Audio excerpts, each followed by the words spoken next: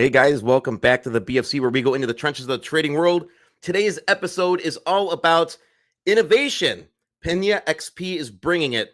This cannabis tech powerhouse, OTCID, Pnxp, is slashing brand onboarding time by 95%, turning product verification into a one-click experience and protecting consumer privacy with cutting-edge blockchain. With Groovy 2.0, they're not just building trust in cannabis, they're creating a model that could shake up the industries from alcohol to luxury goods. We got Frank, Kevin, and Mark here to break it all down, the tech, the vision, and where Pnxp is going. Let's light this one up, guys. The BFC starts right now. Let's get into it.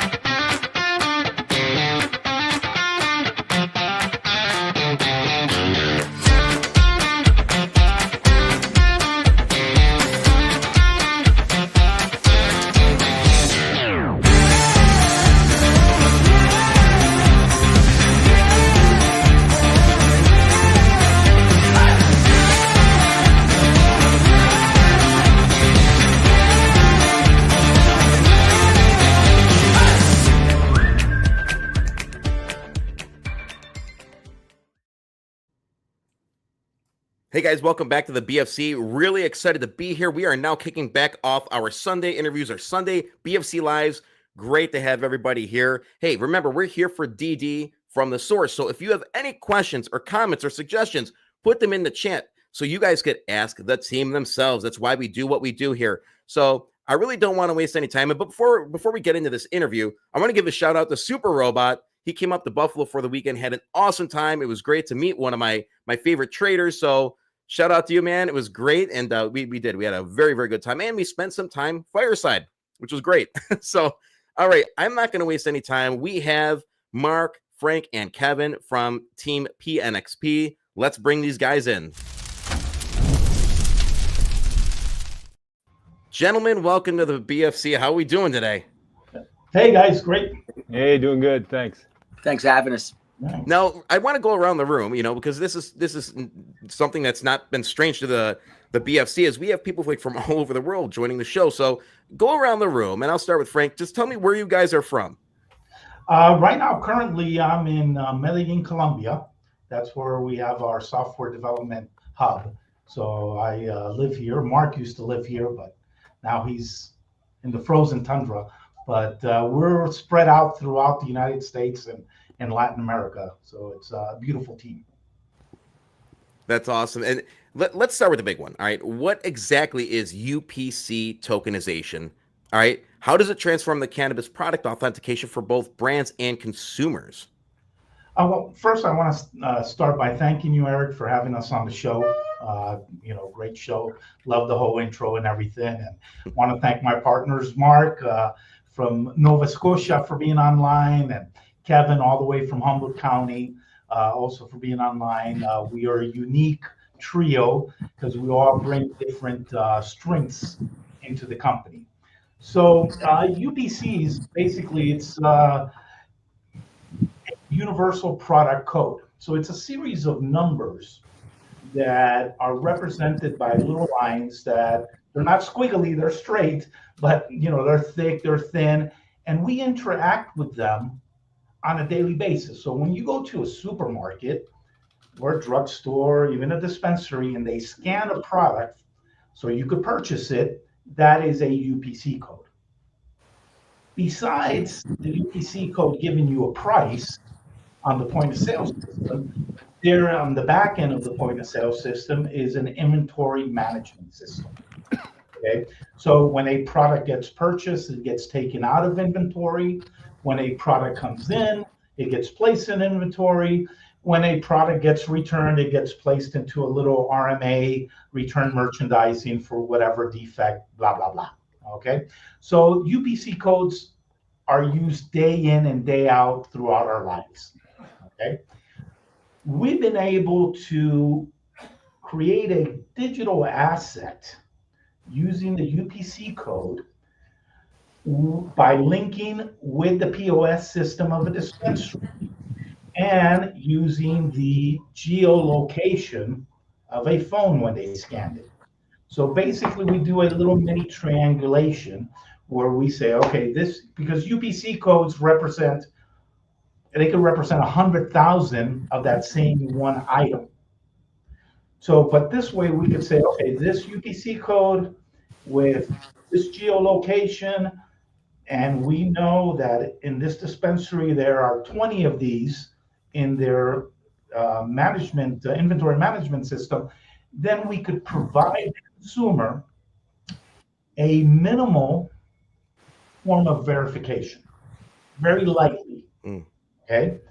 But at a fast speed, and especially in a speed of onboarding the dispensaries or the brands themselves. Now, when we go into our QR codes, which now we're talking more robust. So think of a QR code kind of like everybody's fingerprint. Every little square inside the QR code is very unique. Now we grab that QR code and we make an NFT out of it. Now, we don't make an NFT like CryptoKitties or apes. Our NFTs are more robust. They're more like on steroids. So we use the protocols ERC 725 X and Y and the ERC 735. So what these protocols on the blockchain allow us to do with this unique NFT is that it allows the actors throughout the logistic supply chain append information on the product. So as a product goes from manufacturer to warehouse to distribution center to maybe a small distribution center / sales to a dispensary, they could append information about the movement of that product. Now, it is manual, and we still have to depend on the human being to add this information, so it could be appended into the blockchain. But then when the consumer scans it, they're able to see this, let's call it semi-traceability, and the information of the product will show certificate authentication, will show lab report. If it belongs to the Geno library partners that we're partnered up with, it will show the strand and the information and the IP royalties of that strand, giving the consumer much more information so they could feel secure about the product that they're purchasing at that moment. Okay. Now, of course, the holy grail is really RFID. And I get excited about this shit. I mean, radio frequency identifier. Ooh, Now, a lot of people hasn't seen them, but we live with them, because I don't know if sometimes when you go to a bookstore and you flip through the pages, you see a little square thing with some squiggly lines in it, okay? Or you see them adhered to the apparel and tags. 9 times out of 10, they're used for security. So when people walk out of the store and they forget to pay, it makes a noise, right? But they're more than that. I mean, since the way they're coiled, through electromagnetism, it gives out a frequency that with these special readers could read the movement of that product.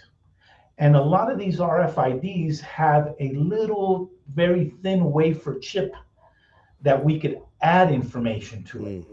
So imagine a world where from manufacturer all the way to the consumer, you have all these RFID readers.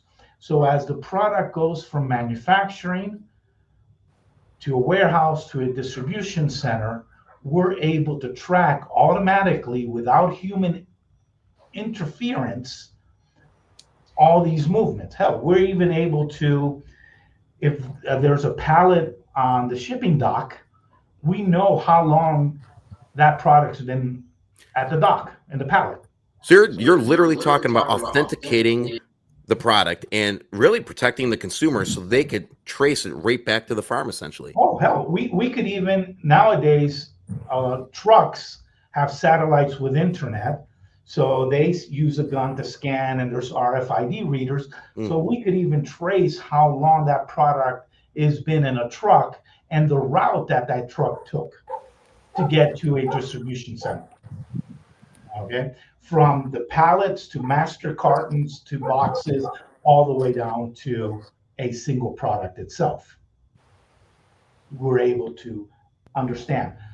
Now, with technology, the more refined data we want, unfortunately, the more expensive it gets. So UPC, one of the beautiful things about the way we tokenize a UPC code is that basically it's free for the manufacturers, for brand owners, because they already have to have a UPC code on their products.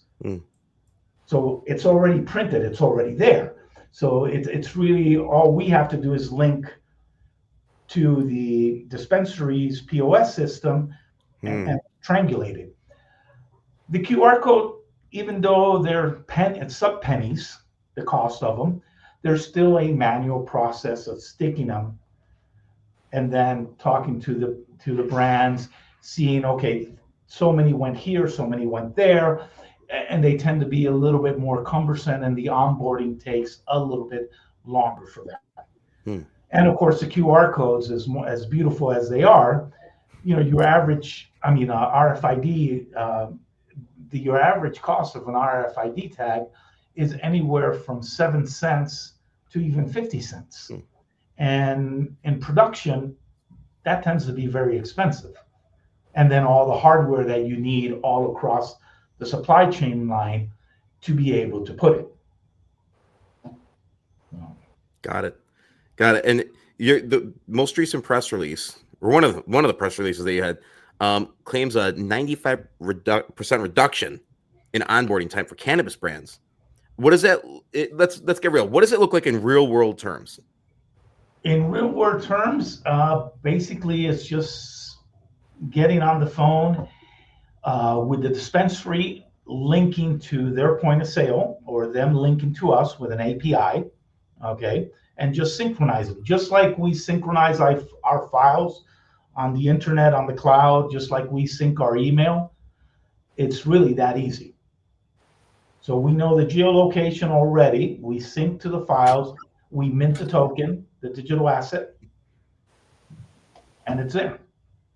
It's really and I live in an area, there's a lot of dispensaries and stuff, but like, okay, I'm going to use a mom and pop shop example. Can a mom and pop dispensary, could they get set up in one lunch break? Could they get it done in an hour if they had to?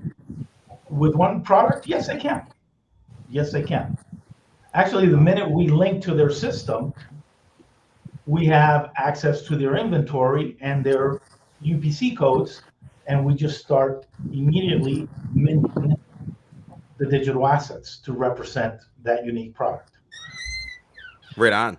You've introduced anonymous consumer verification using zero knowledge proofs. That's a huge leap. All right. Can you break it down for the average consumer and explain why privacy in cannabis, why it matters so much? Why more than ever this is very, very important? Why we're going this route? Yes. First of all, we do have to remember that cannabis is medicinal, either recreational or not, but it is medicinal. So there's a lot of HIPAA compliance that we've taken our time to make sure that our system complies, to make sure that the data that we collect to verify products are being used correctly and not where people could, see information that they don't want to see. And also the privacy of the individual. You may have people that, yes, I want to verify a product, but I don't want them to know my name, that I'm going to a dispensary. So, we're able with our system to hide a lot of that information and not show it. Authentication, confidentiality. I like it. And that's great. Do you see Groovy and UPC tokenization evolving beyond cannabis?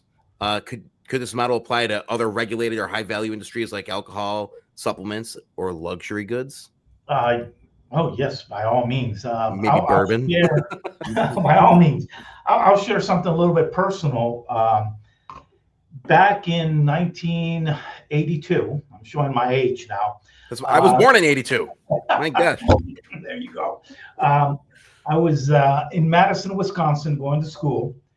And in the fall of '82, I remember the Tylenol murders. And unfortunately, 8 people died because you had a Looney Tune that was putting cyanide in the Tylenols. Okay. Back then, there was really no internet. There was no social media. There was no instant messaging. It was just TV, radio, and word of mouth. I was highly impressed of the speed that the industry took everything off the shelves, unfortunately because of what happened. And even in the dorm where I lived, I mean, I threw all my vitamins and aspirins out because I was terrified. Nobody knew it was, what was going on. But what surprised me was the speed of which the industry placed the metal foils on the necks of the opening of the bottles. Okay. Nowadays, we take it for granted. Nobody knows, and very few people understand where that technology of putting that security came from. And to the point that if you buy vitamin C and Echo drugs, let's say, and you find that that's been tampered with, 10 out of 10, you'll probably either throw it away or go back and exchange it. Okay. So now you fast forward to this time and age, okay, basically 40 something years later, we're living the 4th industrial revolution. We have blockchain, we have robotics, we have big data, we have artificial intelligence. And it is shameful that we still have counterfeit products, that we have products that are contaminated, products that have pesticides, products that are in gray markets that we do not know how they ended up in that part of the supply chain. Fentanyl. I mean, we've had fentanyl in cannabis. We've had people die from it. Yes, right. People. So it's shameful that with all the technology that we have, we are still in a void. So I do see, if it's not us, I do see that eventually, especially in the pharmaceutical, health and beauty aid, the vitamin world, that there has to be some type of logistical control throughout the supply chain. Right on. Now, Kevin and Mark, don't think that you're getting off easy. All right. I'm putting you on the hot seat. Kevin, I'm coming for you next. So Groovy 2.0 seems to be building serious momentum. What are the most significant upgrades from Groovy 1.0, and how are beta testers like River West and Bass River shaping development? And that's for Kevin. Where's Kevin? Wait. No, Kevin, I got you. Go ahead. The 2.0, I think, over 1.0 is that we've been able to go from having to apply the tag to basically being able to use the UPC. And so it comes down to simplicity. And if you make things, even if it's valuable, if it's overly complicated, it's tough to get adoption. And so the idea of how do you make it easier to work without losing its functionality, and I think I want to see it almost like in steps where you can have a user come in and use it at its most simple form. And then as they understand the value and they receive the rewards, it allows them to want to engage at a deeper level. And I think that when you're talking about bringing people into the world and utilizing information, people use the internet continuously, but they don't get any valuation from it. They basically get data mined. And I think that with what we're doing here is it allows you to be able to collect the data, but it also allows the individuals who punch in and give us this information a reward system. And that's kind of a first. I don't really see it happening elsewhere, where what you're saying to people is we need to create a system that creates robust communication and product safety, but we need to make it so that it's effective and simple to use. And it's such a new thing that the only way to do this is incremental. And I think that that's really the advantage of what we're moving to from the original idea. And then the second part of the question was, how are beta testers, how are they shaping development? the beta testers are shaping development in that you have this, cannabis is an industry. And so by the fact that it's an industry, there's a tremendous number of different entities involved with different needs. So to develop a need for, say, me, which is cultivation, genetic development, would be different than someone who had a storefront. The storefront has different requirements than a distributor. The distributor has different requirements than a processor. So each one of these entities, they're able to sit down with us and start to say, these are the things we would really like to see added to this system. And how can we effectively create a model that works for all the entities involved? Otherwise, what you're doing is you're making assumptions for other people. And I think I understand the industry pretty well because I've been in it for so long and I've acquired so many licenses within the industry. So, but what happens is that you forget like your core specialty. So I always, when I say what I do, I work primarily in cultivation and in genetics. But I'm a dispensary operator. I'm a nursery operator. I'm involved in education. Each one of those things has very specific needs. And I think that that's what beta testers really bring in. And it's to bring in people who have the desire to further what they're doing using our technology. And I like it. It makes it really interesting. Otherwise, you're dictating the people you work with what it is that they need. And the reality is that they tell you what you need to make their reality better. Right on. I do have a question from Jord here. And then I'm coming back for you, Kevin. Is the plan to create a coin and use that coin for rewards? Correct.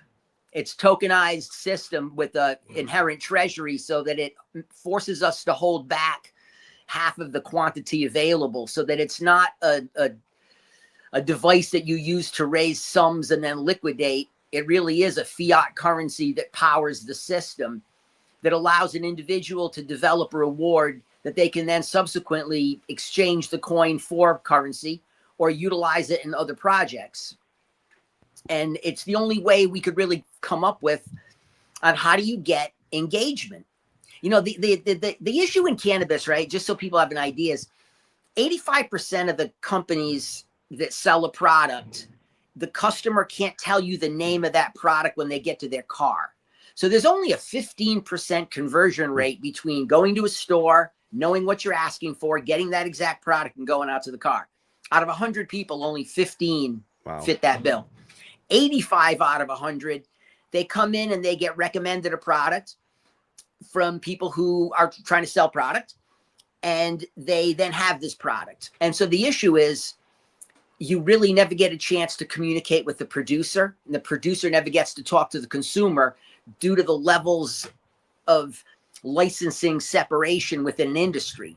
And in this case, what it does, it allows this communication to occur. And the tokenization fosters the speed of this relationship development because somebody's getting a reward for engaging. But once they engage, what's able to take place is the producer can bundle a tremendous amount of information that's pertinent to the product in the NFT to go along with the product, so that the distributor who wants to buy it has the power to understand how to sell it to a retailer. The retailer has an ability to click on and find out what is this product to sell it to the consumer. The consumer can click on and go backwards through the chain and start to identify producers they really enjoy product that they're purchasing from. Or they may want to support them. Yeah, and they start to create the relationship. And then for me, because I work on really interesting genetic preservation projects, what I want to do for the next one, which was stock that was collected in Sri Lanka, which used to be called Ceylon, I have a really interesting, stunning leaf set on it. And I want to take those leaves and I want to have an artist do a block print carving. And I want that block print carving to be available to the people who buy the product, and they can download it directly and use it as a graphic through the NFT connected to that Sri Lanka project. So it allows me to give people value from dealing with me on things that are interesting and cool that go along with the product at hand. Well, and guys, if you think the coins are going anywhere, they're not going anywhere. If you think tokenization is going to happen regardless, you're either going to be here and adapt and utilize it and then make it a part of your system, or you're going to fall behind. Same thing with AI. It's going to be useful and it's going to be used. So, and you guys are getting with the program. And guys, we're talking about vertically integrated tracking for cannabis. That's essentially what this is. It's unbelievable. With over 8,500 cannabis brands in the U.S. alone, how does Groovy 2.0 help legitimate smaller producers? All right, how does it help them stand out from the noise of the bigger players? Want me to throw that one too? Yeah. What it does is the issue you have as a smaller producer is that you kind of get lost in the shuffle, and your products are just another box on a shelf. And that's a tough one to overcome, because when the person who buys it takes it home, the relationship with you basically ends upon opening that package. And I think that for the smaller operators, if you allow a consumer to come into your ecosystem, and there's an initial reward to do so, but it allows you to come in and you start to make emotional connections with the producer. It's the only thing I could really say is I like to watch people who do horseshoeing, because I'm fascinated with the art of farriers. And I noticed that there's 1.5 million views on each one of those 3-minute videos of them cutting hooves. And what it's done for me is it's given me this really good education on hoofed animals and the husbandry of hoofed animals. But the point is, it's fascinating information because it's about something I don't do. And for me, with craft cannabis, we'd say craft is in intent. The ability for an individual to consume a product and then be taken into the ecosystem of that micro producer and be able to see what they do, to get an understanding of why they chose what they chose, to understand what's possible coming forward. That personal interaction is the interaction that most people had in the past when they made cannabis deals. Before the advent of storefront and this separation between producer or dealer and consumer, it was far more intimate, and it allowed quality to shine. And the product was what was the important part, not you. And now you're the important part, because you have the ability to put big names on big boxes at eye level in stores. And if we can get somebody to touch your product and then have any desire to look inside it, and the product itself subsequently has to be good, but the product's good, the story that you bring forward is interesting, just like the horseshoeing. 2.5 minutes of watching someone shoe a horse, 2.5 minutes of watching somebody build soil, explain how they create a product, understand a breeding process. It allows you just to get into the mind of the people that you're buying product from, and you start to find people you connect with on an emotional level. And I think that that's the only way small brands can really compete with big, is to catch them in the heart, but not 100%. Through pity, but through empathy of, I care about what I produce, you care about what you consume. I completely agree with you. And you could use that example in any industry, really. The restaurant industry. How do you bring your product, your food, to an area and compete with big chains? You got to develop that relationship. We have restaurants here in the Buffalo area that have that closeness. They have that family vibe. They have that heart. And so those are some of the most successful businesses in the area.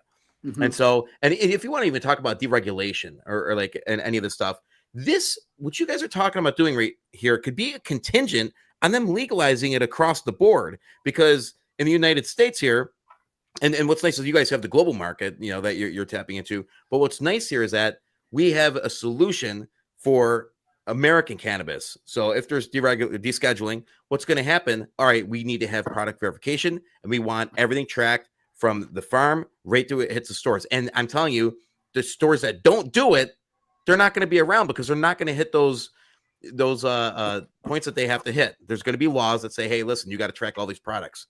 And so if people think that's not going to be the case, so you guys are way ahead of the curve, in my opinion. That's great. And a lot of it is, you're trying to work with a system that's inherently broken, and you have to undo 110 years of the drug war. So 110 years of the drug war created so many internal issues and interpretation that there has to be some manner to bypass the rhetoric and get consumers and producers to see each other and be able to start to form those relationships that are needed to make long-term success possible for both entities. Yeah, and while that was happening, and what fires me up is that, we gleefully, funded an opioid epidemic. You know what I mean? What happened in this country? So, and which turned out to be way worse than what cannabis could have done. And so it just blows my mind whenever we talk about this topic, it's sort of like, it doesn't make sense a lot of the way. Mark, I have a couple more questions for you guys before I kick you out of here. But Mark, you're not getting off the hook. So I got some questions for you. Kevin's a hard act to follow. Yeah. The only thing I can say, Kevin, if you want to come over with my goats, we can do their hooves. Yeah. You can get some practice. You can put it online. You I can got a add set to of it. knives and a grinder. I think I could do a hoof. That's cool. You can start off with the small goats, and then you can work your way up to the workhorse. Yeah. He's gonna have a side hustle doing the hoofs. Yeah. Mark, you repeatedly emphasize that Groovy Rewards isn't about speculation; it's about utility. I love that word. Do you think we're entering a new era where blockchain must prove its usefulness before the hype? I think. Well, it's amazing because we're here now. And things are changing so fast. People before blockchain was such a foreign thing, right? People were like, what is this? How can this ledger be sitting out in space? And how can it always have the information to support it?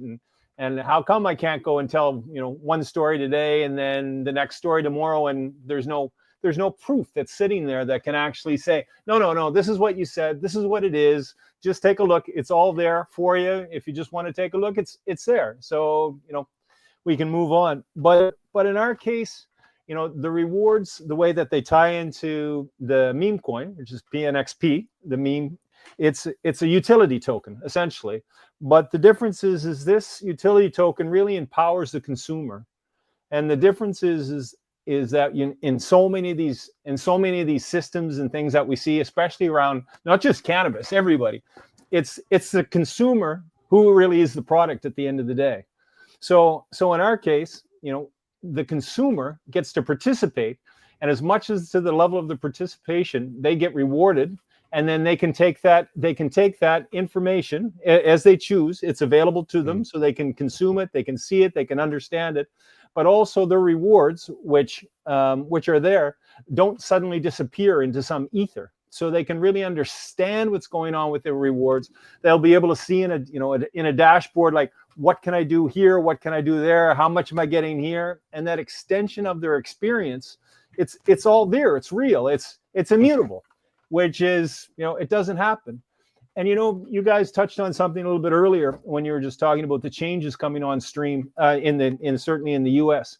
Well, up here in Canada, cannabis is legal, and we're seeing, there were lots of strides made, but there are lots of errors, like every new system, and there's lots of improvements that can happen. And certainly with this verification and the information being presented, and it can be presented to anyone that they want it, relating to the UPC codes, it's a real game changer, because here things are so tight around the packaging. I mean, we're really limited, and people, they get their warnings and they have this and they've got that, but really, that information, it's just not there. It's not really available. And somebody gets kush number 5, they get a kush number 5 from this guy, they get something else. All the experiences are different.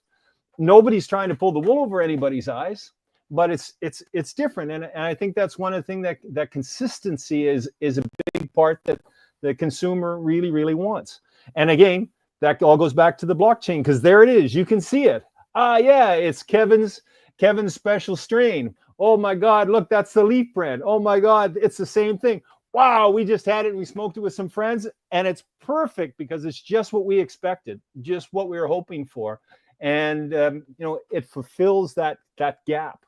So, and I think you hit the nail on the head, because I've tried cannabis products and they're not all the same. And it sucks, because like you'll have something that could be consistent, and then you're like, oh, I like this. And then you go over here, It's supposed to be the same thing, but it's not. Probably because it came from a completely different farm or had a different processing technique. And so, you know, I think that for someone like me, I want to know, like, I'm a creature of habit. You know what I mean? Like, I make my coffee the same way every day. I buy the same brand of coffee. You know what I mean? So you throw me a curveball, you know, like if my wife puts, you know, Starbucks in and it's not what I wanted, just saying, you know, but you need that, and then you're running around the house acting all hyper. But you know, the truth is like you want that authentication, and that is important because it's going to bring back customers too. It's going to create happy customers when they're going to know where they get the product that they actually want, and they go, "Oh wow, this was produced from point A to point B to point C." That's what I've been looking for the whole time. So I think, I don't know, I love what you guys are doing, from the tokenization to the meme coin, like all of it. I do want to ask one more question of you, Mark. Looking ahead, all right, what does success look like for Pnxp over the next 12 to 18 months? Any plans for new markets, strategic partnerships, or any directions you can? We can touch on a couple of things. I think that as the system evolves. Here. Oh, you got you? It's not me. I got you. You got me. Okay, I got you. Okay, good. Yeah, you're good. I'm losing a little. Okay, as the system evolves and starts to roll out, you're going to see internet here, but that's okay. So our goal is to take a very directed and supported steps. And when I say that, you know, and we're learning so much as we go. So for instance, when it comes to the beta testers, we're going to the beta testers, you know, what do you want to see? Where are your problems? Where does that going to look like? How does that translate? What would you like your customers to get? What would you like your customers to receive? A big one is around content. For instance, maybe this might be happening. So, you know, for instance, they go to you and they say, you know, with your guitars. So you're gonna be able to say, on Tuesdays you've got 500 Groovy points because you're a loyal customer. You can come on and we're going to be playing some of these special chords that I learned from Jimi Hendrix before he passed away when we were smoking Kevin's Kush. So, you know, it's that kind of thing that you're really going to be able to have these experiences. You're going to be able to have the opportunity to also, you know, do the conversions with the coins, and there's a dashboard. All of the information is there for you, and it's all about ease. So, you know, it's really easy for the consumers to utilize the system. It's really easy for any company or participant that wants to come on, whether it be on the dispensary side, whether it be on the producer side, and even right down the line, you know, tying into educational piece, which is so important for bud tenders, because a lot of times they got so many products, they're trying to explain stuff. They got this, they've got that, and you know, somebody's saying, you know, push this, push this, push this. Well, this is an opportunity also with the program that they can get that 2-minute video. They can really get an education. They can help support their customer, but they also get rewarded for it. So they understand, and it's there. You know, their work, their dedication that they've put into it, into their job, and everything that they're doing, it's there, and they get rewarded for it. So there's going to be, you know, it's not only in the U.S. where we're seeing activity. Things are rolling in Australia. Germany's looking pretty amazing, you know, where there's a huge opportunity for us also there. So, you know, small steps, but supported through constant interaction, I think is going to make this, you know, a very, very big success. And of course, the meme coin is global. The Pnxp, you can see it anywhere. And as that moves forward and ratchets up, you know, people are really going to be able to, you know, build. Essentially, they're building support, and they're receiving support, whether it's in the store or whether it's through the coin that's monetized. It's up to them. That utility is available for them. Right on.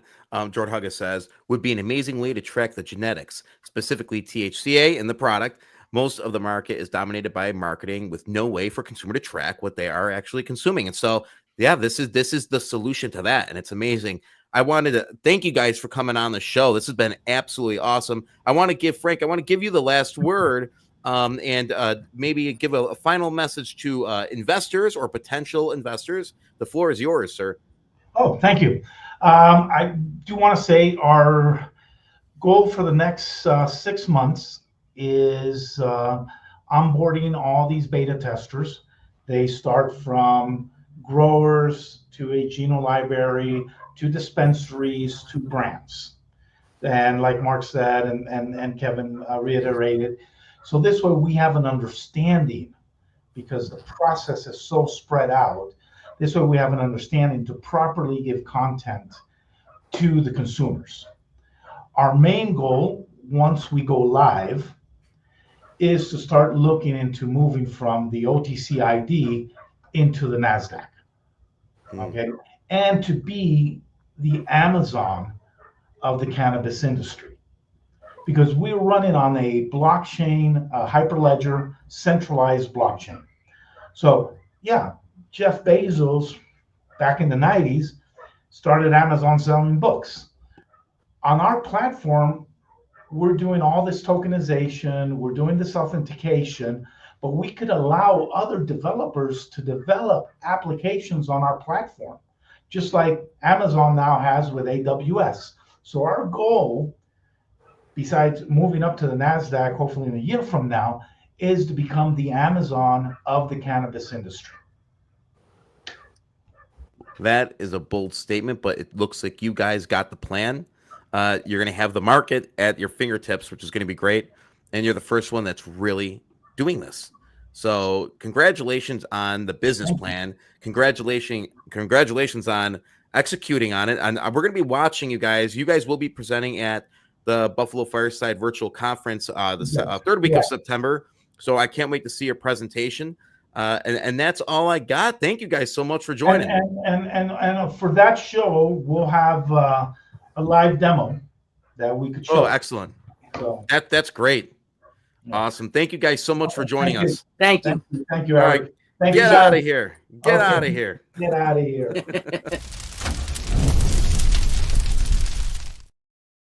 Awesome. All right. Well, guys, you know what time it is? It's stock time. We're going to break down some stocks. That was a great interview. And I know, Frank, Kevin, you're backstage. You guys are welcome anytime to give us an update. So that's what we do.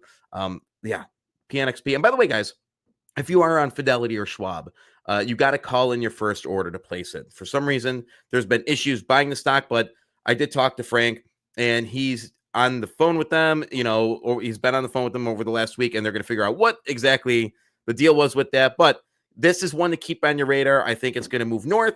Remember, this is not financial advice, and don't buy a stock because I say so. Do your own due diligence and make sure that you don't put in money you can't afford to lose, kids. Damn it. So listen, we're going to talk a little bit of ESAUF. All right, this one was recently added to the watch list, and so huge potential here. Yeah, did I AI myself into a miner? I did, and honestly, that's a really good-looking beard.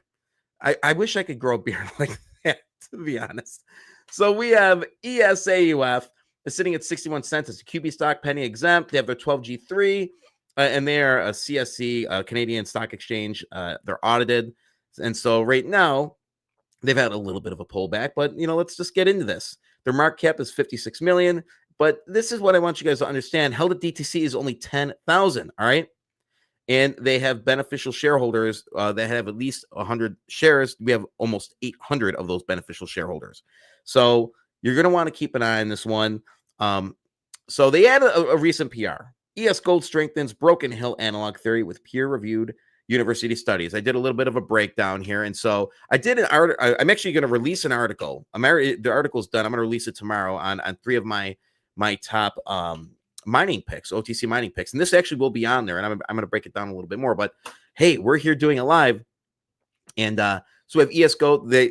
They ran a seismic survey on their Montalban property. The results showed deep mineral structures, potentially as deep as 1,200 meters. All right, which is absolutely huge. This is what they sort of speculated. And basically, these studies that were done, they suggested Montalban shares structural features with Broken Hill, a world-class polymetallic deposit. It's a huge deposit, I believe, on Australia. All right. Translation: potential for multiple value metals. All right. Gold, silver, lead, zinc, all that good stuff. And it goes on.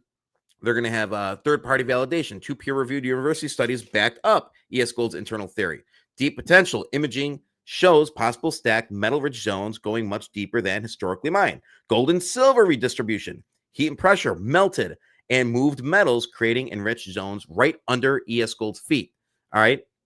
District scale opportunity. Montalban could be a massive multi-layered system on par with the world's biggest deposit. So we're talking about a huge, potentially $1 billion discovery, what they're working with. And so you want to talk a little, I talked a little bit about this in the DD video, the Lassonde curve, basically how speculators leave in that rate. What happens is when they build out the mines, they consume a lot of capital. There's not much excitement. There's not much news. But what they're trying to do is in their model, they're going to avoid that value dip because they're going to be having cash flow and they're going to be turning revenues actually while they're mining and while they're doing that build out. So they're going to have a constant revenue flow. So they are going to try to avoid the value dip that is presented in the Lassonde curve. And the company shared that with me, so I had permission to repost it. Yeah, overall, the stock has been moving nicely. We've had some pullback. It broke the 50 MA. Where's it going to go? Is it going to further consolidate in this area? I don't know. We'll find out. But here to talk more about ESAUF and the potential with what's going on is Greg, Stock Shaman. So I'm going to bring him in and give me 1 second. Let's give him the old BFC welcome. Greg, how are we doing today? I unmuted you. Or you got to unmute your mic. Right. There you are. I muted. Okay. I was fascinated by your last panel there. Very intriguing interaction. Yeah. Yeah. So, yeah, I'm an old hand. I've been in this sector 4 decades. And I'm not getting any time off for good behavior. So you have a situation here, folks, for the new or fully initiated mining sector people. We got a massive stack of tailings. They mine the surface of this Montalban, and this is about a mile. I don't know if people know Quebec, but there's 2 major cities, Montreal and Quebec City. This is an hour drive from Montreal. From Quebec City. And I would say Quebec City and Montreal aren't that far apart. So it's not complete. It's not how can I say? It's not the hinterland, all right? So you got a full infrastructure, everything's set up, power goes to the site. And all those things I just mentioned are all boxes you need to tick if you want to open a mine. You got to have the infrastructure. So you found a gigantic deposit of silver and gold, but it's somewhere where there's no roads. It's winter 9 months of the year. So what has happened here at Montalban through different iterations over time, almost, I think, we're just coming around about 100 years. They've had many times they've mined the surface of this deposit. It's quite extensive. And they left the tailings behind. Well, we come along, and what we're going to be doing is making that quantum jump so you got your 3 classification of miners: the explorers, the developers, and the producers. There's a whole bunch of explorers, guys looking to find the next big discovery. And then you're faced with the next phase, which is raising money to go into production. And the permitting, my friends, ladies and gentlemen, is horrific. You got to say mother may I to any possible person, thing, or place to get a permit to do the mining. Well, we got the lucky ticket. We got the golden ticket. There's only 2 mines are going to open up this year in all of Canada, and one of them is ours. So we've got we're ESG Gold. We're all about, let's do it the right way the first time. Let's not have any. We're going in and cleaning up tailings that were dumped there, almost 100 years or more. And what they left behind at today's prices is very nice indeed. The company. So that's going to help you guys. That's really going to help. It's a win because when you're, and I've been in all three of those sectors, explorer, developer, producer. I've been involved in all those sectors. The hardest one is the explorer, because you're not generating any revenue. It's all in the if come, like, oh, if we get another $1 million, we can drill another 10 holes and then we'll hit it. And then maybe you don't. Then you got to do it again and go back to the investors.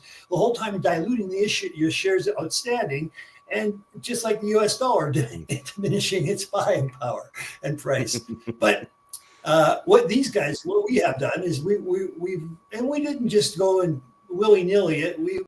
I've been directly involved in dealing with more advanced technology companies in the extraction business. They're really using science to ethically and environmentally friendly extract the metals at the tailings that we have. We have two things: we have ore and tailings. It's a staggering number, I don't want to say, but it's a lot of sitting right on the surface, already mined, already milled, ready to go through our processing plant. And when I just say mining costs a shitload if you can get a permit. Oh yeah. And then you got to mill it. If you don't mill it enough, the minute amount of metal you need a magnifying glass to see. But you're moving 1,000 tons a day. Yeah, that's where the money is. And it's already sitting there milled. So what we can get going here, we'll be coming, like I mentioned, it's a PEA, preliminary economic assessment, where we say we got this much ore sitting on the surface, which we sampled the shit out of. And in Canada and of course the world, we have an NI 43-101, all kinds of government agencies or agencies that are making sure that we're ethically doing and deploying to the investment community the proper information about what we have.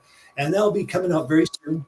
I think when you see the numbers that go like this is going to become, once we turn this thing on, which we will be turning on within about 3 or 4 months, we'll be making money mining. That's crazy. And making money is a lot of people, and Jordan has a question. And so now, you're on a delay. I'm sorry. I did want to get Jordan's question, and then you did talk a little bit about this. What percentage of minerals do you think are in the tailings from the previous miners' technology? They must have left a lot behind, and you talked a little bit about that. It's anywhere between just on the gold side. And I mentioned it's confusing, but there's 2 stacks there. Ore that's been mined, it's sitting there, and tailings, it's already gone through the processing plant and very inefficiently extracted the metals. So the range is there between 1 and 4 grams per ton. I would say the average about 2 to 3 grams per ton for all the ore that's there. It doesn't seem like much, but it's a mineable grade. Even if it was underground, you dig it up at 2, 3, 4 grams a ton. That's just the gold. And dollar value, it's a silver that's left over is the equivalent to the gold values. So let's see, a gram of gold's about it's roughly about $100 a gram US.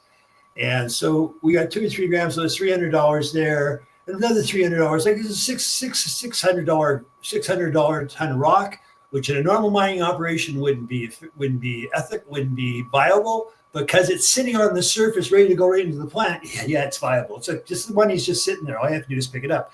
That's just the one side of the coin. The other side of the coin is we have some very top level geologists and geophysicists working with us about the overall project, what the previous miners were mining, and we've got some pretty high tech thing called the ANT survey that shows structures down to about 1,200 feet or meters. Anyways, it's farther than I want to go. Meters, yeah. But in previously, and this really gave the stock a hell of a pop. We own it's an extensive swath of land that we control. We got 2. Cisco and I can't remember the other company. There's 2 big neighbors. We have 2 big neighbors. It's us and 2 major companies are next door to us on both sides.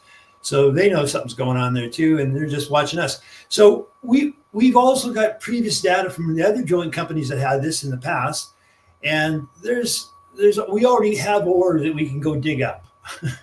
Somebody's already drilled it for us. Now in the 70s it was invaluable, but now it's 2025, and yeah, the prices are significantly different. I mean, in the 70s, well, maybe in the 70s we got up some good prices, but all in all, back then gold was $300-400. We're talking $3,300 gold right now, and $36-37 on the silver. These are amazing prices if you've been following mining for as long as I have. Right? So these are prices you dreamed of.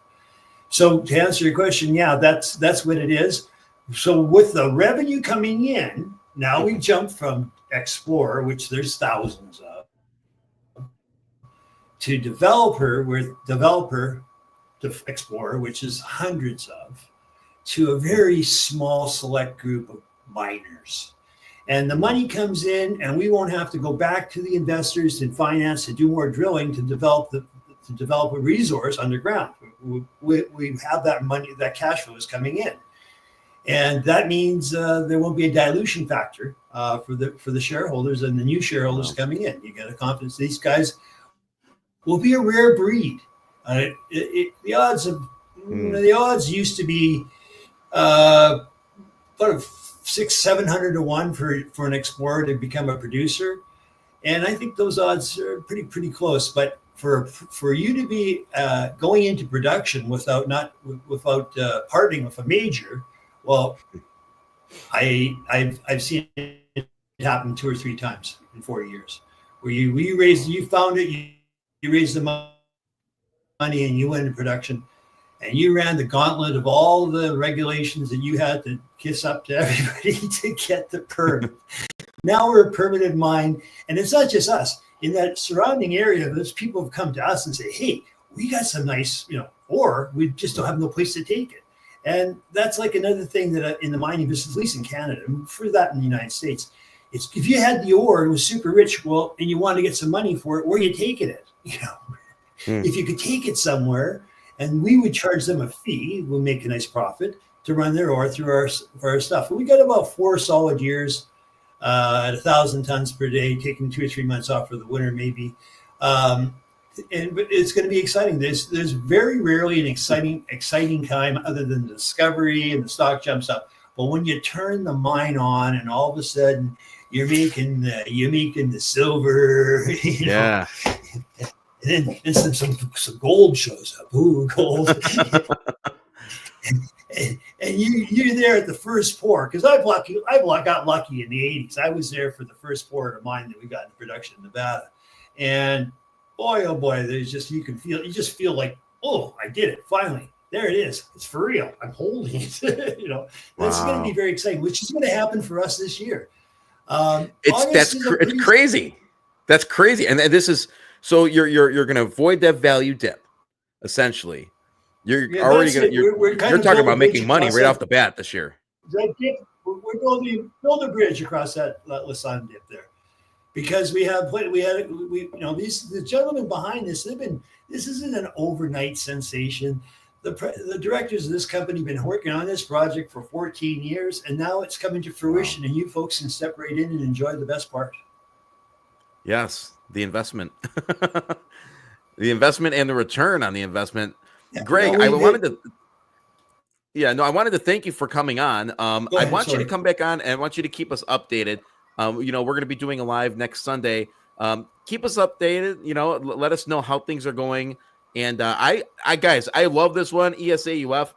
I honestly think that, with this discovery, especially using all these things, you guys, this is a potentially billion-dollar discovery that you guys are sitting on. And, it's no coincidence. It's no coincidence that these bigger players are in that same region. So yeah, well, it's a significant trend, and we're sitting on the core of it, and so we're on the beach ready to go and discover America. Come along with us, folks. It's going to be fun. It's going to be great. Greg, Stock Shaman. If you're on Twitter, follow him. I just followed you on Twitter. I know we just followed each other. So we're on the X. I got to stop saying Twitter. I still call it Twitter, whatever. Sir, thanks for joining us. Hey, listen, thanks for having me. It's been a blast. You all have a great week now, you hear? Heck yeah, you too. Now get out of here. Get out of here, yeah. It's always good. It's always good to have a guest. I look forward to having him back on, giving us an update. Good stuff. Now let's move on to ECGI. Guys, this one, ECGI, such a low market cap. This is under the radar. People who are buying it now, I think, are going to make money. I think this thing's going to go on a run. Let's talk a little bit about it. 216,000 market cap. Listen, I'm gonna just say this, and this is my opinion. I think the BFC is making some great. We've had a couple great calls this summer. We are making some really, really good calls, and I'm sharing some of those with you guys today. I think it's going to be up and over for a lot of these ones. I think we're going to be. I think one person always said up and to the right. I think that's what's going to happen. This is one of those ones as well. I mean, we have ESAUF we just talked about. We have Pnxp, which is great. But guys, ECGI, a 216,000 market cap. All right, it's a low float, 275 million held at DTC. And yeah, and by the way, Jamie Steigerwald, he's been on the spaces and he's talked a little bit about this. Their most recent update, they talked about their investment in AI-powered fantasy sports with Payday Fantasy. And, you know, he discussed this and he was very excited about this, by the way. Uplist Ventures chose Payday Fantasy. More than 15,000 users tested version 1 on the platform during its limited rollout. Prior investors included Antler, an early-stage VC investor who boasts a portfolio of 1,400 companies with a value of $4.8 billion. Built-in AI helps users play better and stay engaged, and version 2 is set to launch soon, aiming to increase growth and stronger retention. And so, you know, let's look at another one of the PRs. Quarter 2 revenue was up 73% in quarter 1, 2025, marking a 6th consecutive quarter of double-digit growth. All right. Unbelievable. So they had the first half of 2025 revenue is already 35% higher. Guys, they're adding value here. So to me, I think ECGI is a no-brainer. I think it's going to have its nice run. It's going to be beautiful, my opinion. And so they talked about their ECGI's Uplist Ventures accepted the TCA, unlocking access to elite startup ecosystem. All right. This venture group has invested over $280 million across 545 companies, which have attracted an additional 2.1. My screen's all messed up. Billion in follow-on funding and produced 126 exits, including 17 public listings. They're tapping into a major firm here. This is going to be, you guys want to keep your eye on ECGI. This is huge for them. You know, we always say funding is a big issue in the OTC, and we know that, especially with all the toxic funding. But I think what they're going to be able to pull out here is unbelievable. So kudos to them. Give them a follow if you haven't at ECGI Holdings on VX. And hey, shout out to Jamie Steigerwald. How you doing, man? I hope you're doing really, really well. HWall. All right. Here's one that we've been talking about. I think this, and by the way, this one went up significantly. We had some buying on Friday, closed at 9 cents. We've been talking about this one since it was 2-3 cents. And by the way, it's had its runs. We went from sub penny here, blasted up to 15, 16 cents. Lots of pullbacks. You know, I see this crisscrossing on the 5,200. I think it's just a matter of time before this thing explodes. And listen, this stock, the share structure since 2020, 2021 has not changed much, guys. All right. It's the same tight share structure, you know, so I don't know. I think this is going to have a major freaking run. And I'm telling you that right now, whether or not you want to, you know, invest, that's up to you. But, you know, this is, for me, I do own shares of it, and I'm excited. I think this one is just, it's just primed up and ready to go. So right now we're sitting, it closed, well, here it was, I pulled this chart, I think Thursday. But yeah, it's actually closed up at 9 cents. And so the market cap was 8 million when I pulled this. I held at DTC 18 million. Super low float. Really, really exciting. Definitely want to keep that one on your radar. Keep an eye on HWall. Now, this is the thing. There hasn't been any news. All right. The last PR they put out was March 20th. So if they want to have some fun, hey, Roxy. And by the way, Roxy presented at the BFCVC. I'm looking forward to another presentation. But, you know, Roxy, let's get this party started. Release the Kraken. Let's go. Like, let's do it. So I'm excited about this one. And I'm a little biased because it's a music stock. But they have a ton going on, and I can't wait to see more PRs. QIND and HGOO. Oh, you know what I'm going to do? I think I got to do it. I think I'm gonna do it. I'm gonna bring in one of my favorite guests ever. I'm bringing in Jord. Let's bring him in.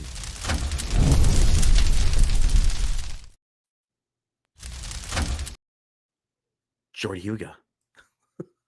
What's on? I almost gave you the double intro there. Well, that's fine because we had a huge thunderstorm that knocked out all the power. So I'm sitting with my computer and phone hooked up to external batteries. So I'm going to do a little rundown, and then I want your take. Is that fair? Sure. I'll allow it. So, guys, here we are sitting at 2 cents.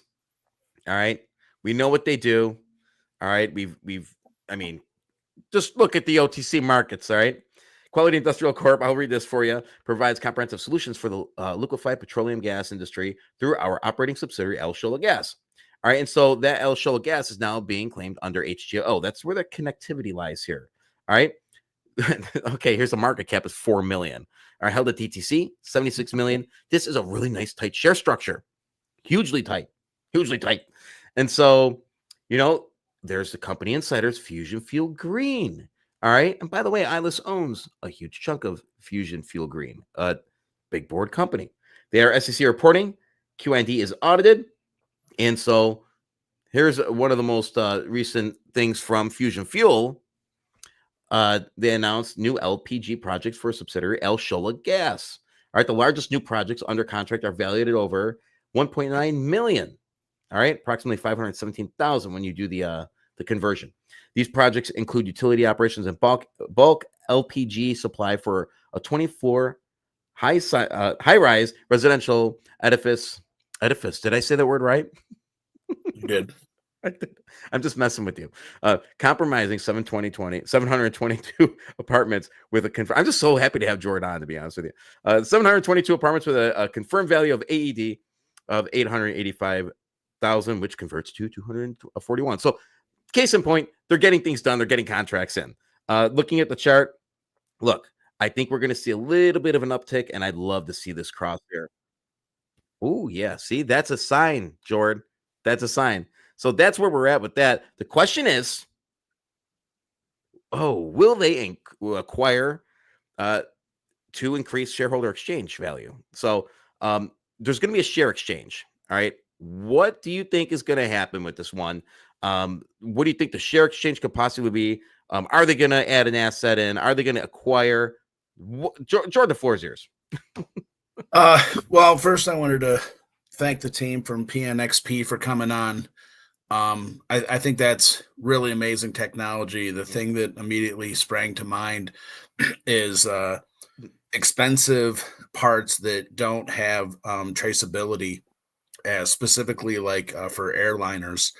And so these parts that are substandard or have been repaired or whatever, they're very expensive, and they move from the gray market back into the actual, airline industry, and they're being used. And of course, because they haven't been tested and they're not what they're supposed to be, the potential for failure is very high. And of course, being that it's an airplane, failure is bad.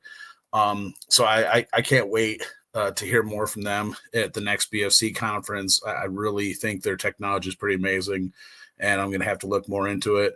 And I wanted to thank Greg too. I like mining plays like that because, like he was saying, that permitting is probably one of the most difficult hurdles, and the majority of the cost is digging the stuff up. So if it's just sitting there on the ground, you know what I mean, you're gonna make some money. And it sounds like they have a couple of years of stuff to move through. So that was pretty impressive. But yeah, so for QIND and HTOO, we've been thinking about this and, discussing this on the Discord. And of course, this is all speculation. We don't technically know until they announce it. But what I think is ultimately going to happen is I think when QIND does the share swap for HTOO, they're going to be issued preferred shares. This has the double benefit for the company of not adding shares to the OS. And then in addition to that, it also builds in the freeze out period of, let's say, whether it's 6 months or a year or whatever, where once they issue the shares, people can't just immediately dump them. But I do believe that they're going to try to add acquisitions to both HTOO and QIND. We've seen a couple of press releases from HTOO, what they're doing, but I think that makes a lot of sense. And so since it's a relatively, rigorous process, they've got to do months of this. They have to get the shareholders, vote. They have to get permission from the FINRA and SEC. And then once they go through that whole rigmarole, I think the number we came up with is it 00132? I can't remember if it's 10 or 20. No, it's one. It's 132. 132. That I think that, yeah, you're right, because it would have been 0.463. Don't scare me. But no, it was scaring me. I couldn't remember it. But I think that kind of makes sense, because one of the issues I had was trying to figure out how they were going to move approximately 160 million shares into 746,000, right? And still maintain the share price.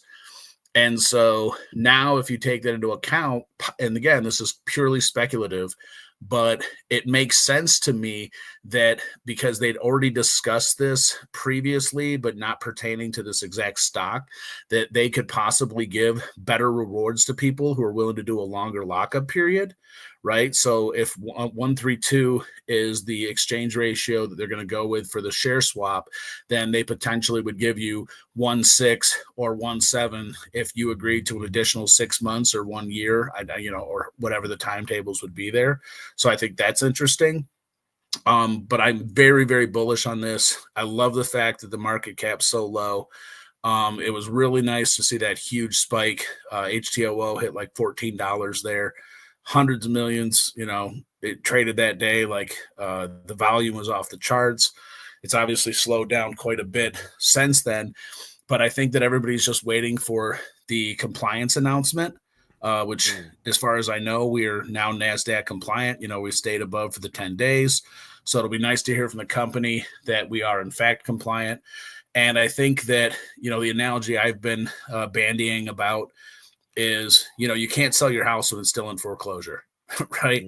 So there's probably some deals that we're waiting in the wings, because they're not going to do a deal with a company that could potentially get booted off the NASDAQ.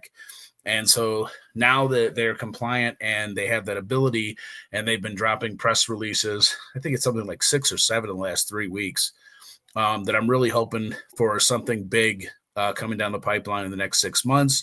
And I think it would be really bullish for the retail shareholders if they announced any details having to do with a share swap, because even though we know it's going to happen, it's tough waiting.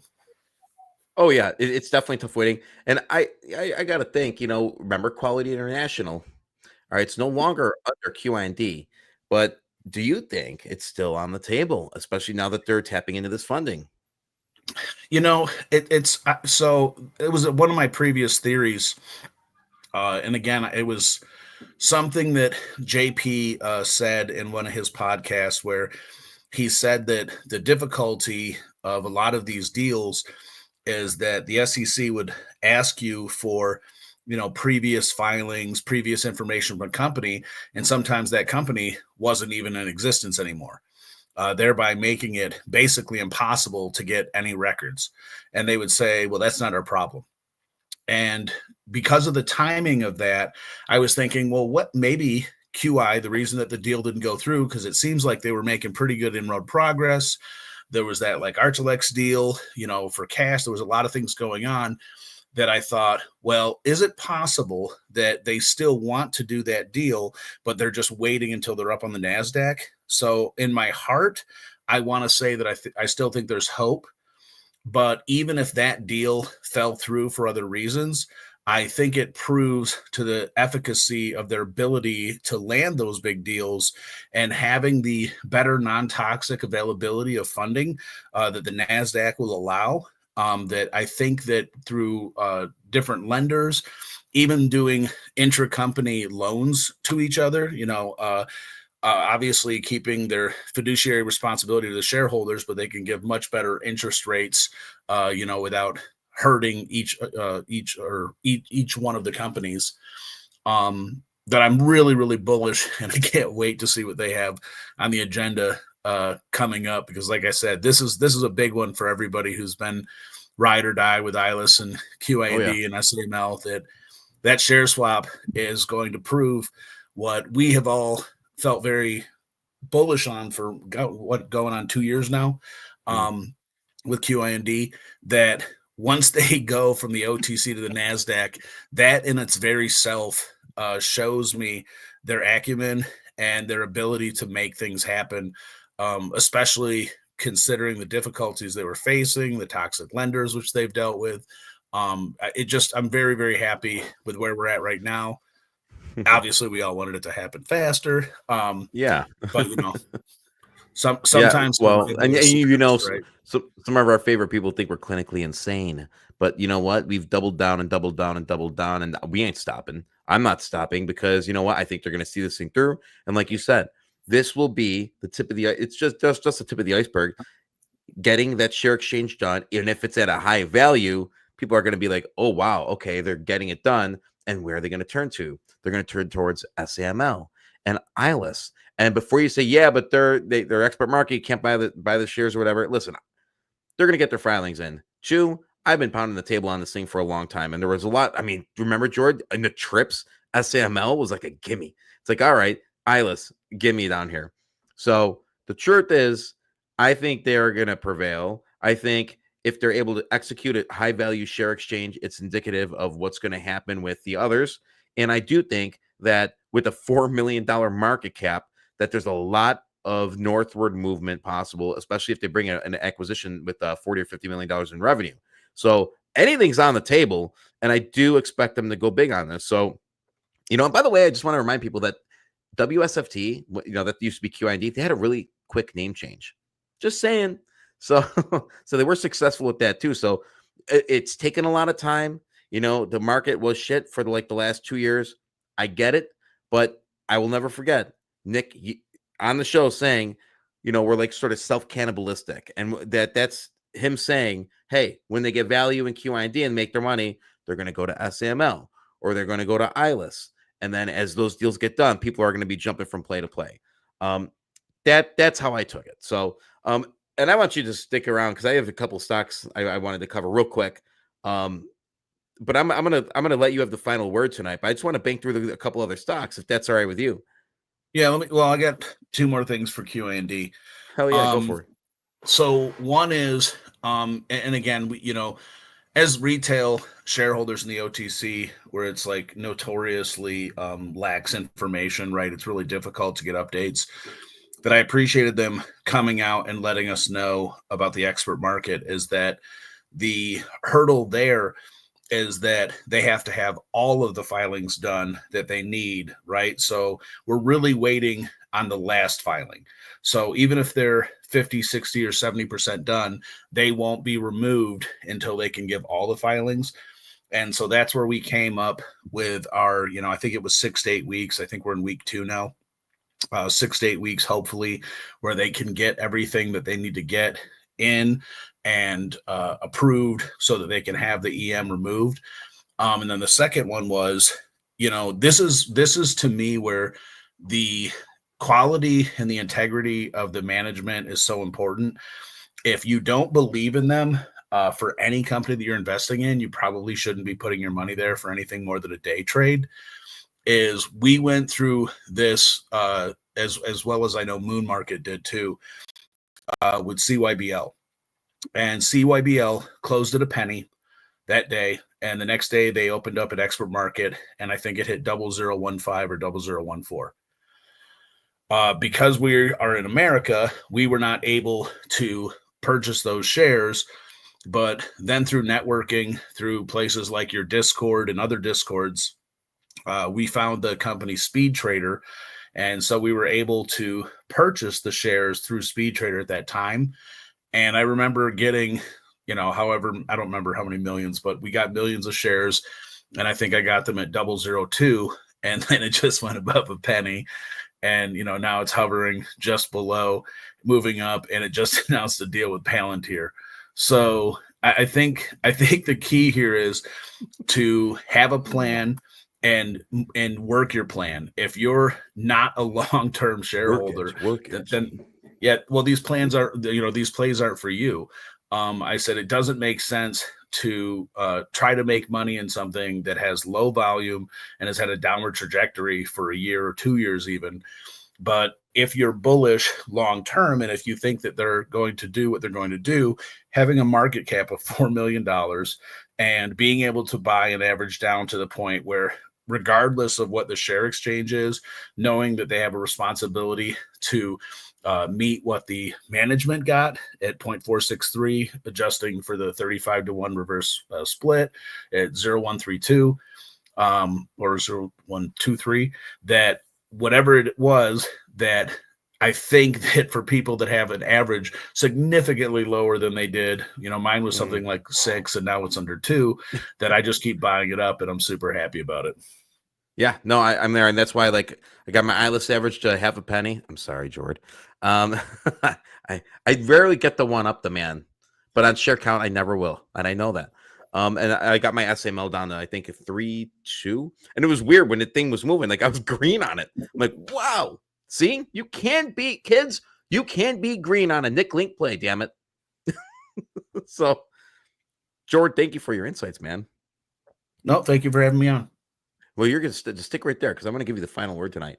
I do want to talk about TWOH. Listen, I know people are like, well, that's a boring play. It ran and it's back down. It's settling down. Guys, no. Listen, when this shit happens, you got to go in. All right. Look, they have a stacked board. They're SEC reporting. They're audited. Remember that reverse split did not get approved. You have Emil Esentado, CEO and President Matthew Stark. You have Craig Marshak, and I covered these guys before. I covered them months ago. So if you guys think that, like, I forgot about TWOH, no, I didn't. I'm just watching how this plays out because there's a lot of opportunity here. Look, right here, yeah, we're dropping below the 50 MA, but still, all it takes at this point is news and just the company to come alive and start dropping announcements. Now, look, you had this thing dead. It came alive, moving very nicely, and then it had the drop off. The excitement stopped. It didn't even hit a penny. Is there room to move on this one? I think so. And so keep this on your radar, because if the company gets vocal, if they have updates, if they are going to get, like I said, if they're going to get more vocal and start doing things, it's going to get crazy. And you know what? Honestly, I think we've covered a lot that are going to get crazy. I think we're going to have a killer fall. I do. I'm going to rattle off a bunch of stocks in a second, just saying. So, but like I said, when was their last update for this ticker?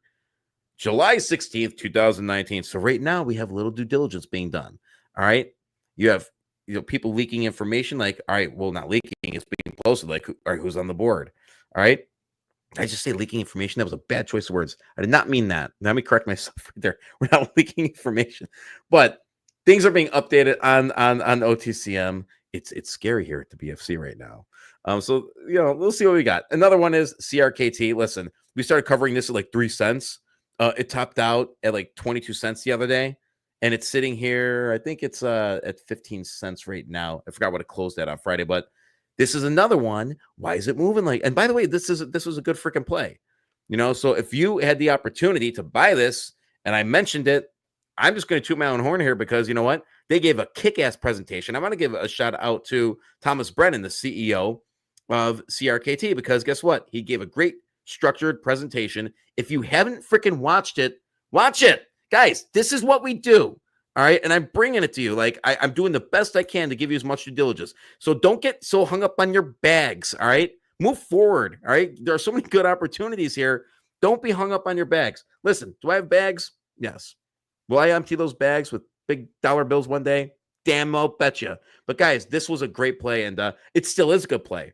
I think they're going to try and push this thing as close to $1 as possible, because the share structure is really, really good.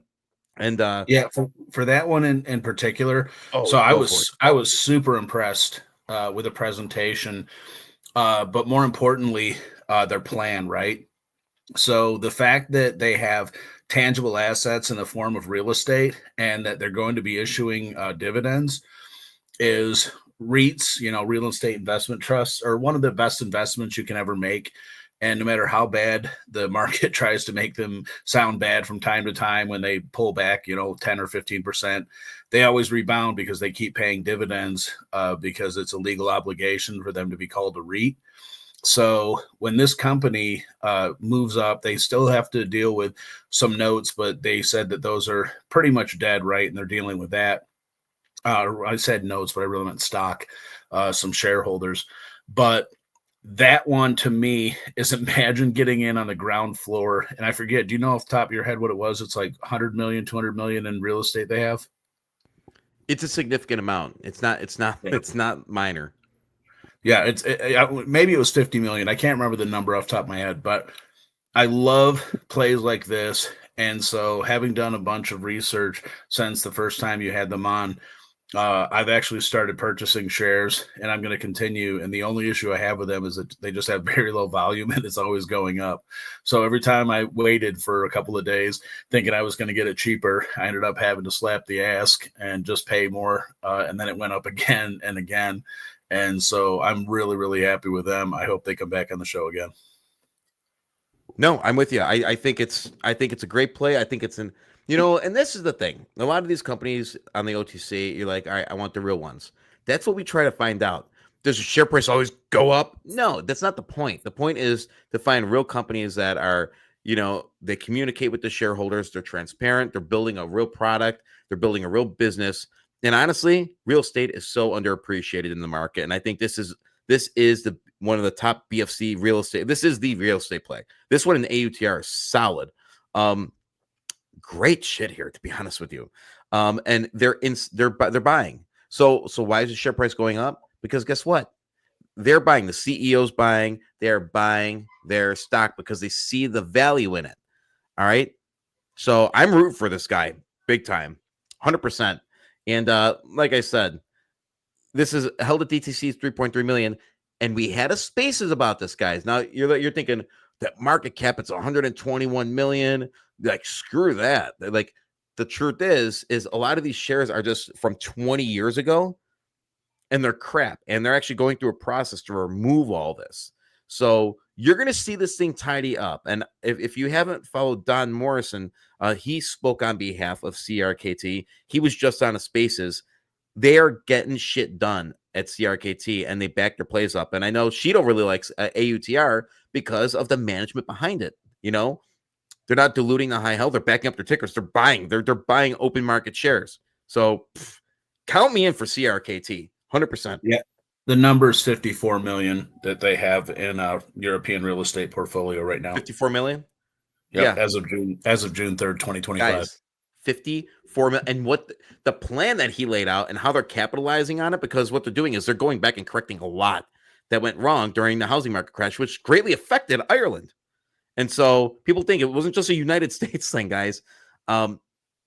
I think it's niche and it's stellar, and I think they're gonna pull in hundreds of millions of dollars doing it. That's my opinion. I'm excited about that one. I know you're excited about this one too. DRCR, listen, I was pounding the table when it hit like 3 cents. It was 354, and it went on a nice tear. It almost hit 30 cents. It was almost a 10xer, guys. So right now, there's been a lot of shit that happened. And yes, you know what? SGN, they were supposed to do a whole merger with SGN and go to a big board. And guys, it didn't work out. The deal didn't happen. And it sucked. And you saw it in the share price. And now here we are back in the 3 cent range again, the 2 to 3 cent range. The thing is, there's been no news since November. All right. When they do want to make some noise, I think this is going to be one that is going to freaking erupt because the share structure is really, really good. And this is what we're waiting for now. Fred Z said this on July 17th. DRCR is going about their business. Lots of cash on hand, good revenues. I like Fred Z. Cheers to you, Fred Z. There is a settlement of a lawsuit related to something that happened before Swifty took over DRCR. Needs judge's approval. I think they communicate after that. They are clearly hiring. And so they're growing their business. And James Gibbons, he's not a very vocal guy. He's nose to the grindstone guy. He's working. And then Fredzy gave an update because this just happened. DRCR, a fairness hearing to accept the agreed upon settlement in the Elko suit against DRCR for something that predated Swifty has been set for August 5th. All right. 2 days away, guys. Settlement is good for both parties, and it would be my expectation to begin hearing from DRCR again after that. Bullish on DRCR. I am bullish too. I think it's an easy freaking buy down here. Here's another one, an easy buy. With the cash on hand, great financials, and it's sitting at 2 cents with a stellar share structure. Do you know? And yes, the share structure is going to change because there are shares that are going to be involved in the settlement, which had nothing to do with Swifty. But, all right, I will say up to this point, in the last 2 years, has the share structure changed, Jord? No. Nope. Wake up, people. Wake up. This is a freaking buy and a half. And I think that Elko, if they sell their shares on the open market and just walk from this, I don't care because I'll buy cheaper shares because it's going to rebound. But two, I don't see them doing it because I see a lot of value in the financials, a lot of value of what Swifty is doing. So, I don't know. I'm getting fired up. All right. Yeah, so I think DRCR is an excellent representation of a lot of the Nick Link plays. And again, this is just my guess, but I think that they were under the impression that it was easier to go from the OTC to the NASDAQ or the New York Stock Exchange than it ends up being. DRCR almost has as much cash on hand as its market cap right now. It's absolutely an amazing stock. It has a very low outstanding shares. ILIS owns 20% of those on its books, not counting the 4 million that Jason LA just said. Hey, Jace. Fred Z is the man. James Gibbons is amazing. We got to meet him in person, and everybody just huddled around him, and it was just amazing listening to him speak. I don't think he likes being on camera very much. I think he's relatively shy, but he's obviously very smart, and he has a very good plan for what they want to do with DRCR. I love the gambling aspects, not just that they have their own proprietary software, but also that they can lease out that software to other up-and-comers that want to do it for additional revenue streams. And so the fact that, it's going to, in my opinion, it's going to do very, very well, especially at these levels, because they haven't had to add any shares because they're making money. And I really am very bullish on that. I'd like to see more people, support them online with Twitter, with likes and retweets, and whatnot, because I really think that, like most of these plays, they're bad until they're not. And when I say bad, I only mean since people seem to think that the share price is the company, that they see a low share price as proof that the company is not good and not as an opportunity to buy it for under its true value. I agree. I think, and in all honesty, and I will say this about the DRCR and a lot of the stocks that we covered, I think we have a lot of stocks that we've been covering. I love this.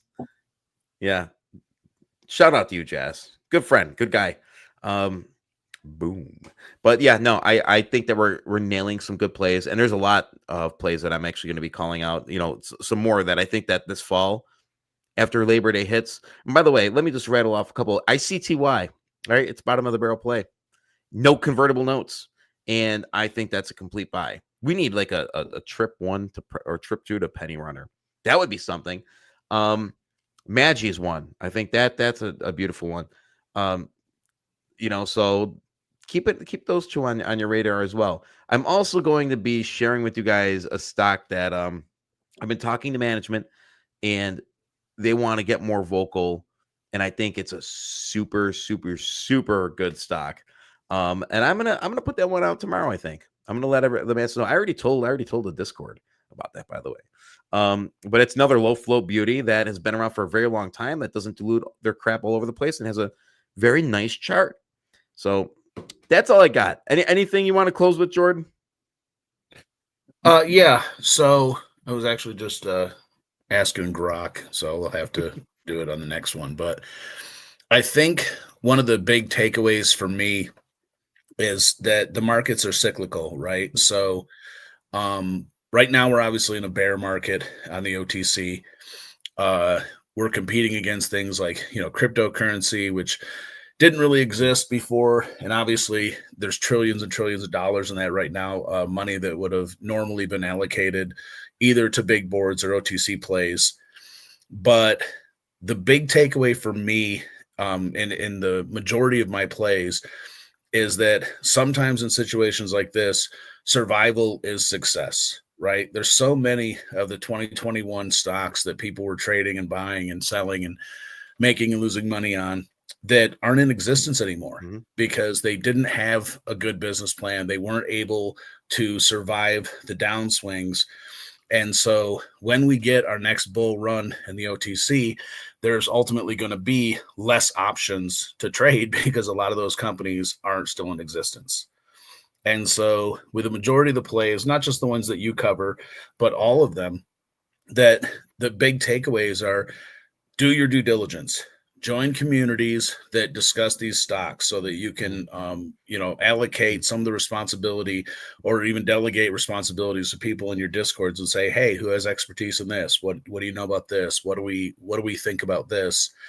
Because when we have the next bull cycle, the people that bought and held plays that had low market caps, low floats, had the ability to make the money and had shown they could make the money, because it was more difficult for them to get their funding and their money during these tough times, like I said, toxic lenders and all the other avenues that the OTC traditionally uses, is that when they move up to the OTC, like QIND is going to with HTOO, is that watching HTOO trade $1 million in cash plus every day, and on that, crazy day a couple weeks ago, there are many times more than that.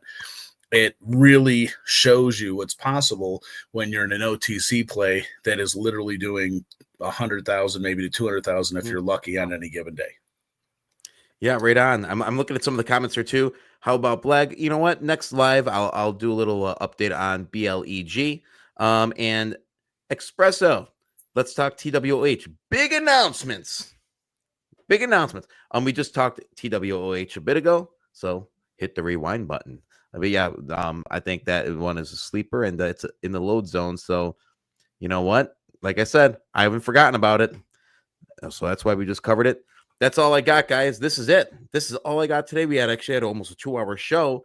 Jord, thank you for joining me. I want to thank Greg. I want to thank Mark, Kevin, Frank for joining me from Pnxp. This is a meaty episode, guys.